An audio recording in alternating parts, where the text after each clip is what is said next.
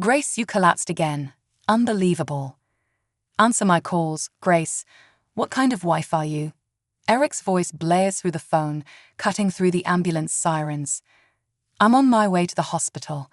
I could lose the baby, I managed to say, holding back tears as the paramedics work around me, their faces focused and grim. Eric snorts on the other end. Well, we're here starving because you can't make dinner. Now you're relaxing in a hospital. Get it together. My throat tightens as I try to steady my breath. A paramedic looks at me with concern. You should focus on staying calm, ma'am. It's important for the baby, he says. I nod, clenching my phone.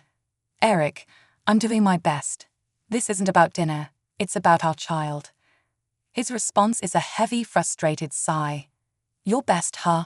Seems like your best is just never enough. I hang up, unable to listen anymore. My heart pounds painfully in my chest, and not just from the physical strain. The paramedic shakes his head subtly. We'll be at the hospital soon, just keep breathing. As I lie there, thoughts of Eric's constant criticism and indifference replay my mind like an old scratched record. Every harsh word echoes louder in the cold, confined space of the ambulance. Upon arrival at the hospital, I'm quickly wheeled into the maternity ward. Nurses move with practiced efficiency, and I catch snippets of diagnosis and concern. My OB-GYN, Dr. Collins, arrives shortly after. Grace, hang in there, she says with a calm yet urgent tone. We're going to do everything we can to make sure both you and the baby are okay. I nod, feeling a tear slip down my cheek. Thank you, Dr. Collins. Hours pass, marked by the beeping of monitors and the quiet hum of hospital activity. It feels surreal, a stark contrast to the chaos of my home life.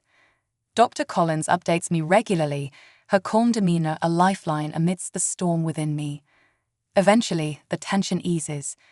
The baby is stable for now, she says, offering a reassuring smile. But you need to avoid stress. It's crucial.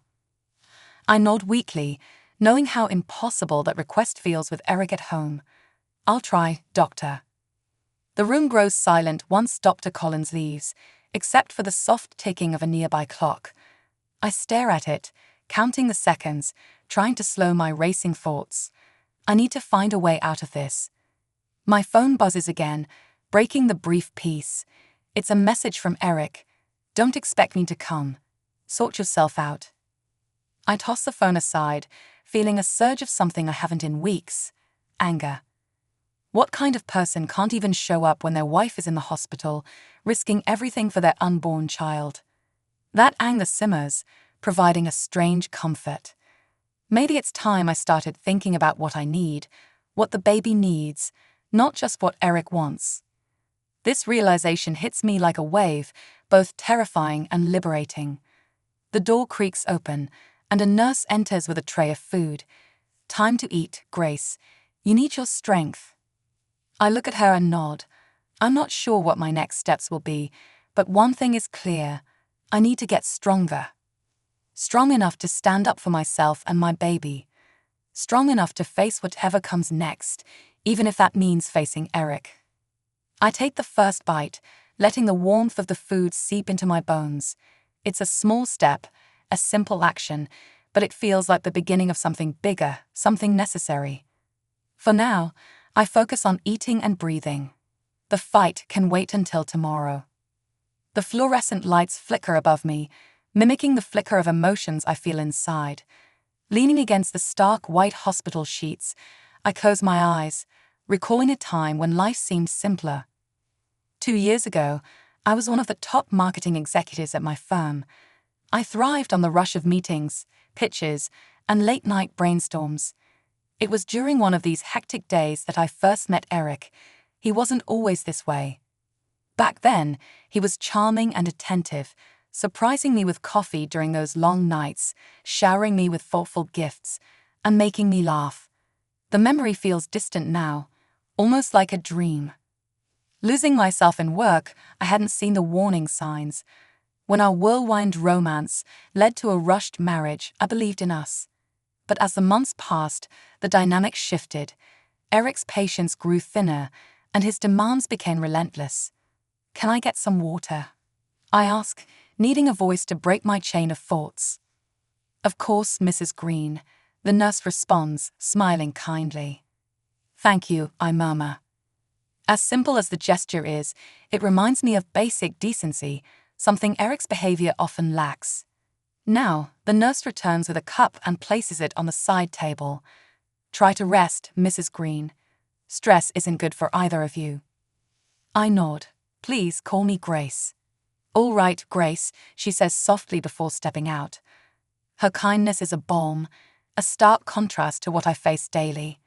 Eric's dismissive attitude isn't confined to stressful moments. "Grace, this casserole is too salty. And don't you think you should have a better grip on household chores by now?" Before I could respond, Eric added, "Mom's right, Grace. For someone staying at home, you should be more proficient with these things by now." I had smiled tightly, swallowing the retort burning at the back of my throat. "I'm doing the best I can, Cheryl." "Well, your best needs to improve," she shot back, her eyes never leaving mine. That night, as I cleaned the dishes alone, I asked Eric why he never defended me. "My parents, Grace. I can't just argue with them over simple things. You need to handle it better." Handle it better. His words rang in my ears as I drank some water, thinking about how far I'd fallen, from a confident executive to someone who now questioned her every move. But in this sterile hospital room, something new was budding, a resolve. Dr. Collins's words about stress and the nurse's simple kindness reminded me of a life beyond Eric's control. There was a world where I could be strong again, not just for me but for my child. I knew what needed to be done.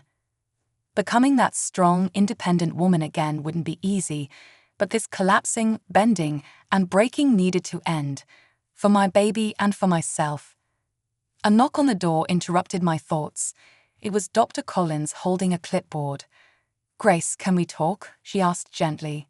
I nodded, steeling myself. "Of course, Dr. Collins.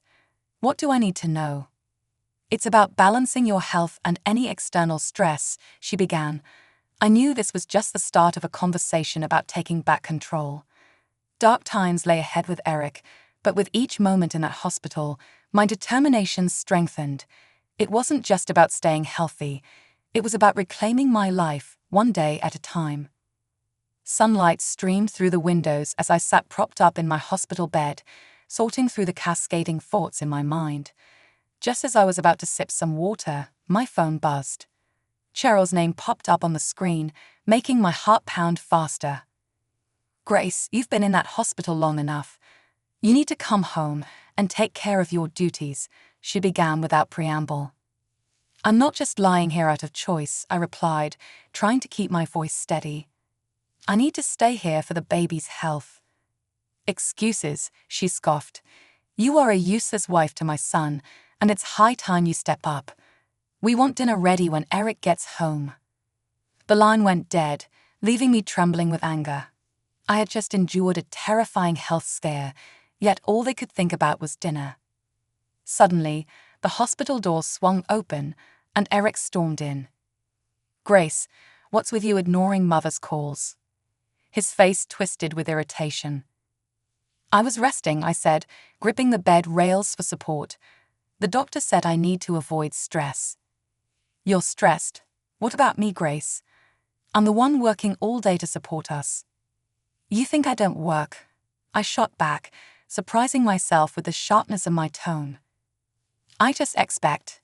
Eric began, but he stopped mid-sentence as Cheryl swept into the room, her face a mask of cold fury. "Really, Grace? Making excuses to avoid your responsibilities." She turned to Eric. "Your father and I never had these issues. We raised you with discipline, not laziness." I clenched my fists. "I'm doing the best I can, Cheryl. I'm carrying your grandchild, remember?" Cheryl snorted. "Carrying a child is no excuse. Women have been doing it forever without causing such a scene." Eric looked at me, his eyes void of any sympathy. "Mom's right. You need to pull yourself together." This was the family dynamic I suffered through daily, unyielding and often merciless. But today, it felt different. Something inside me shifted. These people, all their criticisms and commands, no longer had the power they once wielded over me. "You're right. I do need to pull myself together," I said, my voice firm. "For myself and this baby, because this situation," I gestured around the sterile room, "is not working." Eric and Cheryl both stared at me, stunned. "Grace, don't make things harder on yourself," Cheryl warned, her voice dripping with disdain. "Harder on myself?" I laughed bitterly. "I'm barely surviving this as it is." Cheryl turned to Eric. "See, this is what you get for marrying someone so weak." "That's enough, Cheryl," I said, my voice harsher than I intended, but I didn't care anymore. "You've both said your piece. Now leave me alone." Eric's eyes narrowed. "Don't push it, Grace." I met his gaze and didn't flinch. "Get out, Eric. I need rest and you're not helping." They finally walked out, leaving me in the suffocating silence of the room. The door clicked shut, and for the first time, I exhaled a breath I didn't know I was holding. The realization washed over me. I couldn't continue like this. This wasn't living. I knew I needed an exit strategy. My mind flashed back to a happier time when I had friends and allies, people who cared. Maybe, just maybe, there was someone who could help pull me out of this abyss. It was time to reach out to find the strength I'd buried for so long. The nurse shifted the curtains, letting in the morning light. I sat up, adjusting the pillows behind me. My body ached, but determination filled my veins. I needed a way out, and every second brought me closer to reaching out for help. The door cracked open. I expected another nurse, but in walked a blast from my past ally. Her hair was shorter now, and she looked more confident than ever. But those piercing blue eyes were unmistakable. "Grace," she asked, her face a mixture of surprise and concern. I blinked, feeling a rush of emotions. "Allie, what are you doing here?" She came closer, grabbing a chair and sitting by the bedside. "I was visiting a business associate, and I saw your name on the board. What happened?" I took a deep breath. "Well, it's a long story. Basically, years of stress and, well, Eric." Her smile vanished. "Eric? Your husband?" "Yes," I said, my voice barely a whisper. "I've tried for so long to make it work, but it's been a nightmare.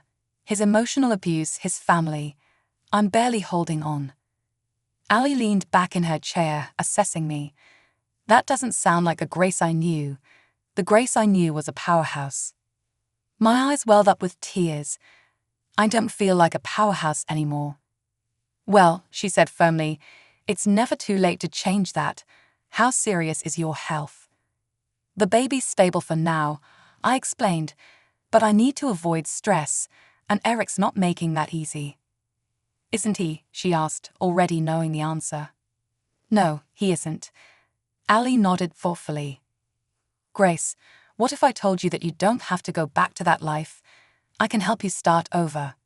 Her words felt like a lifeline. "What do you mean?" "I have an apartment downtown," Allie said. "It's empty and you can stay there, rent-free. It's a fresh start." My mind raced. Wouldn't it be too much trouble? "Not at all," Allie assured me. "You focus on your health and the baby. We can take it from there." The relief was overwhelming, but realistic worries clouded my mind. Eric would never let me go easily.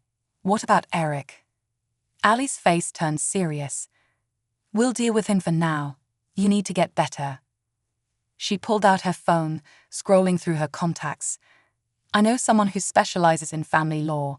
He can help you with whatever you need to do next." Each word she spoke felt like another piece of armor being placed around me.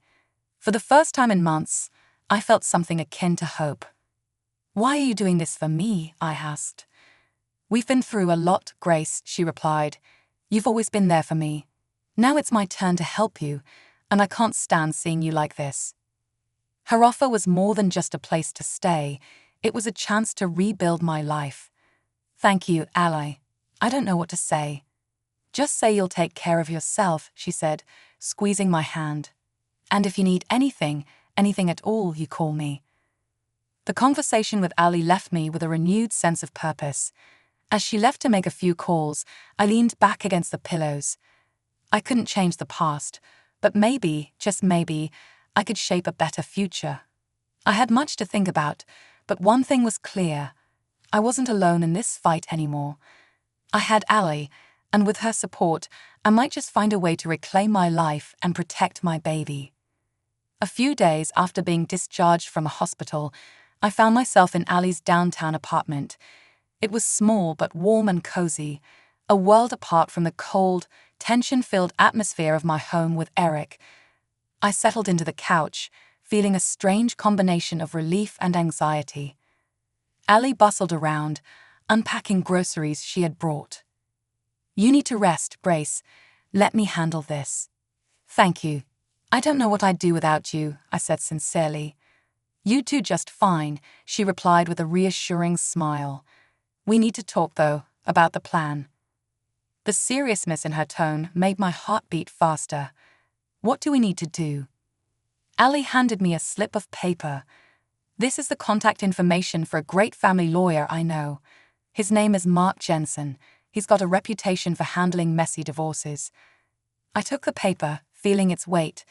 This was a significant step. "When should I call him?" Ali looked at me, her eyes fierce. "The sooner, the better. Eric isn't going to let you go easily. You need legal protection." I nodded, understanding the gravity of her words. "You're right. I'll call him tomorrow." The next day, as planned, I dialed the number on the paper. Mark's assistant answered, and soon I was connected to the lawyer himself. "Grace, I've been briefed by Ali about your situation," Mark said, his voice calm and professional. "I want you to know that you have options." "I don't want a drawn-out fight," I stammered, fear creeping into my voice. "Understandable," he replied, "but we need to ensure you and your baby are safe. Document everything, every threat, every act of aggression." I shivered, the memories flooding back. "Okay, I'll do that." "We'll also file for a restraining order if necessary," Mark continued, "and I'll guide you through the divorce process. You're not alone, Grace." After hanging up, I felt a tiny spark of hope. Maybe, just maybe, things could get better. Days turned into weeks, and I slowly settled into a semblance of a new routine. Ali visited often, and her daughter, Hannah, dropped by with thoughtful gifts for the baby. One evening, I decided to open up to Hannah about Eric. "Eric's not who you think he is," I began cautiously. Hannah frowned, her eyes narrowing. "What do you mean?" I took a deep breath. "He's been emotionally abusive. His family too. I can't live like that anymore." Hannah's face hardened. "I work with him, you know. He's not exactly kind there either, but I never knew it was this bad." I nodded, feeling a bond forming. "I'm glad you know now." Hannah's eyes flashed with determination. "I can keep an eye on him and let you know if he's planning anything." "Thank you. That would mean a lot," I said, feeling a surge of gratitude. Over time, Hannah's updates about Eric became a crucial part of my strategy. She reported his growing frustration at work, his dismissive attitude towards colleagues, and the whispers of a possible demotion due to his behavior. Each piece of information was another brick in the wall I was building to protect myself. One afternoon, I received a call from Mark. "Grace, I filed the initial divorce papers. Eric will be served soon.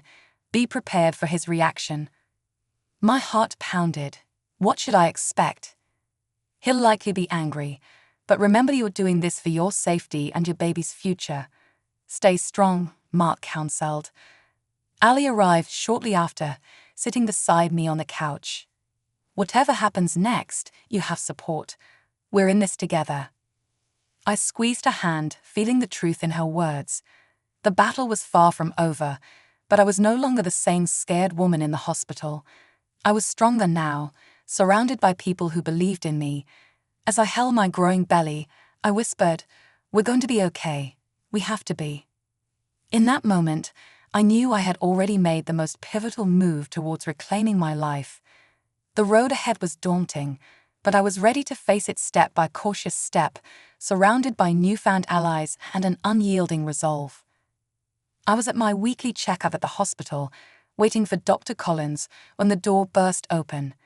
Eric stormed in, his eyes wild and angry. He hadn't made contact since the divorce papers were served. I had hoped he'd stay away, but deep down I knew better. "What the hell do you think you're doing, Grace?" he barked, marching up to the examination chair, his face inches from mine. "You think you can just walk out and take my child with you?" My heart pounded in my chest. "Eric, please calm down. This is a hospital." "Calm down," he shouted, his voice echoing in the small room. "You're trying to ruin my life." Before I could respond, Dr. Collins entered, eyes wide. "Excuse me, sir, you can't barge in here like this." Eric turned on her, finger pointing. "This is between me and my wife." I stood up, facing him. "No, Eric, it's about me and my baby, and you need to leave." His eyes narrowed, his face contorting with rage. "You think you can do this? You think you can just leave me and everything will be fine?" Suddenly, the door swung open again. Hannah stepped in, glaring at Eric. "Back off, Eric. What the hell are you doing here?" Eric spat, his anger shifting to her. "You're just as deluded as she is. This was a mistake from the start." "Eric, get out," I said, my voice quavering but firm. "I've hired a lawyer. We're getting a divorce." He looked at me, stunned for a moment, then laughed bitterly. "You'll come crawling back once this fantasy of yours crumbles." Hannah stepped closer to Eric, her voice dangerously low. "Get out now." Eric finally seemed to grasp the seriousness of the situation. He glanced between us, his teeth clenched in anger. "You'll regret this," he muttered as he stormed out, slamming the door behind him. I sank back into the chair, shaking. Hannah sat beside me, placing a comforting hand on my arm. "You did the right thing, Grace." Dr. Collins nodded, her face a mask of concern. "Do you want me to call security to make sure he doesn't come back?" I shook my head, trying to steady my breath. "No, it's okay. He's gone for now." Hannah looked at me, her eyes soft with sympathy. "Are you all right?" I managed to nod. "I think so. Thank you, Hannah." "We're in this together, remember?" she said, squeezing my hand. Dr. Collins finished the checkup, assuring me that the baby was fine, but the encounter with Eric left a lingering tension in the air. As Hannah and I left the hospital, she turned to me. "Now's the time to stand firm. Don't let him intimidate you." "I know," I said, my voice more confident than I felt. "I can't go back. Not now." Hannah smiled, a fierce glint in her eyes. "And you won't. We'll make sure of it." As we got into the car, a new determination settled over me. Eric's reaction didn't surprise me, but it did remind me of just how far I'd come and how much farther I still had to go. The road ahead was uncertain, but I wasn't walking it alone. With Hannah, ally, and the support of my new allies, I felt a flicker of hope. The fight for my freedom had only just begun, but with every step, I grew stronger and more resolved. I was ready to face whatever came next, knowing that this time I had the strength and support to stand my ground. It had been a week since Eric's outburst at the hospital, and I had finally started to feel a semblance of peace in Ali's apartment. My morning was quiet until my phone buzzed with a call from Ali. "Grace, turn on the local news," she said, her voice urgent. I fumbled for the remote, switching on the TV just in time to see Eric's face plastered on the screen. Local businessman Eric Green faces allegations of workplace harassment and creating a hostile environment. Reliable sources indicate a demotion is imminent, the reporter explained. My heart raced. I could hardly believe what I was hearing, but a sense of vindication washed over me. Ali's voice interrupted my thoughts. "You see that? He's getting what he deserves." "How did this happen?" I asked, still in shock. "Hannah, she gathered evidence," reported it. "She knew the right people to make sure it didn't get swept under the rug, Ali explained. Just as I hung up, Hannah walked through the door, a look of triumph on her face. "Saw the news?" I asked. "I did. I don't know how to thank you," I said, my voice thick with emotion. "Don't thank me yet. Eric's not going down without a fight," Hannah replied, her face turning serious. We sat on the couch, the TV now muted. "I've arranged for extra security at your building until the restraining order is finalized. We can't be too careful," she said. The thought of Eric trying to retaliate sent shivers down my spine. "Do you really think he'd try something?" Hannah nodded. "I wouldn't put it past him, but not alone. We've got your back." I took a deep breath, feeling the weight of the situation, but also the strength of my support system. I'm ready for whatever comes. Hannah's phone buzzed, and she glanced at it, frowning. "It's him. He's been calling, leaving threats." I grabbed her wrist. "What kind of threats?" She looked at me, her eyes filled with concern. "Saying he'll make sure you regret leaving him. He's desperate, Grace." I closed my eyes, anger replacing my fear. Let him try. I'm done being scared of him. The next few days were tense. Everywhere I went, I felt the shadow of Eric lurking, but I refused to let it control me. Ali and Hannah were relentless in their support, staying close and checking in frequently. One evening, Mark called. His tone was somber. "Grace, we need to talk. Eric's lawyer reached out. He's going to fight the divorce hard, especially for custody." Of course he would. What do we do? "We prepare. Gather all evidence of his abuse, his threats. We build your case solid," Mark advised. I nodded, the determination in his voice bolstering my resolve. "I'll do whatever it takes." Weeks turned into a blur of preparations and cautious living. Eric's demotion became official, and rumors swirled about his troubles at the workplace. Hannah's intel kept me informed, making sure I stayed a step ahead. Finally, the day came for the divorce hearing. Standing outside the courtroom, my heart pounded. Ali held my hand, her presence a steadying force. "You've got this, Grace. Show them the strong woman you are," she whispered as we walked into the courtroom. Eric's glare bore into me. He looked disheveled, his arrogant demeanor now marred by desperation. I stood tall, ready to face him. The proceedings were arduous, but Mark was relentless, presenting every piece of evidence we had meticulously collected. Eric's lawyer tried to paint me as unstable and unfit, but the truth was undeniable. At the end of it all, the judge ruled in my favor. Eric's abusive behavior, his threats, the hostile work environment, all weighed too heavily against him. As I walked out, I felt a weight lift off my shoulders. Eric's defeat was a victory not just for me, but for my unborn child. I had fought and I had won, but most importantly, I had reclaimed my life, ready to start anew. The day I left the courthouse felt surreal. The fight was over, and I had won. And yet, the future felt like an unknown expanse stretching out before me. I returned to Ali's apartment, my temporary sanctuary, feeling both relieved and uncertain. A few weeks later, I was sitting in Ali's office now, officially part of her team. I was grateful for the job and the chance to rebuild my life. It felt good to use my skills again and to be surrounded by supportive faces. Ali walked in holding a tiny blue onesie for the little guy. She said, handing it to me. I smiled, running my fingers over the soft fabric. "Thank you, Ali. You've done so much for us, your family, Grace." Speaking of family, she hesitated, then continued, "I want you to meet someone." She led me to a conference room where a man in his mid-40s sat. He smiled warmly as we entered. "Grace, this is John. John, this is Grace." John stood up, extending a hand. "Nice to meet you, Grace. Ali's told me a lot about you." "Nice to meet you too," I said, shaking his hand, feeling a bit curious. "Jay's a therapist," Ali explained. I thought it might help to talk. I nodded, feeling a bit overwhelmed, but understanding her intention. "Thanks, Ali. I'll consider it." As I walked back to my apartment that evening, I felt a mixture of gratitude and doubt.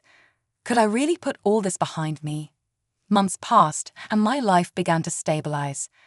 I worked hard, focusing on my pregnancy and my new job. Hannah stayed close, her friendship becoming a beacon of light in my chaotic world. One afternoon, Ali called me into her office. "Grace, I have an offer for you." "What is it?" I asked, curious. She handed me a folder. "An opportunity to lead a new project, something I think you'll excel in." I opened the folder and scanned the details. It was a challenging project, but also a chance to prove myself once more. "I don't know what to say," I said. "Say yes," Ali smiled. "You deserve this." "All right," I said, feeling a surge of excitement. "Yes." As I left her office, my phone buzzed. It was a text from Hannah. "Can you meet me at the park? I have news." I hurried over, finding her sitting on a bench, looking excited. "What's up?" She grinned. "Eric got fired today. They finally had enough of his behavior." A flood of emotions swirled inside me, but mostly relief. Wow. I don't even know what to say. Hannah laughed. "Just breathe, Grace. Karma's doing its job." We spent the rest of the afternoon talking and laughing, a sense of closure settling over me. That night, as I lay in bed feeling my baby's kicks, I finally felt at peace. Eric was out of my life, and a new chapter was beginning. I whispered, "We're going to be okay, little one." The months rolled by, and soon it was time. I went into labor late one night, and Ali rushed me to the hospital. The delivery was intense, but the moment I held my son in my arms, everything else faded away. "You did it," Ali whispered, tears in her eyes. "No, we did it," I corrected, feeling the weight of our journey as I cradled my son. I realized that the darkest moments of my life had led me to this point. I wasn't just surviving anymore. I was thriving, surrounded by people who loved and believed in me. In the following days, I took up Ali on her suggestion to meet John for therapy. It helped me to process everything I'd been through and rebuild my confidence. When I returned to work, Ali officially offered me the role of project lead. I accepted, feeling ready to take on the world. And so, surrounded by a new family of friends and allies, I stepped into my new life with determination and a hopeful heart. My son and I were ready for whatever came next, knowing we had already overcome the hardest battles. We were ready to face the future together.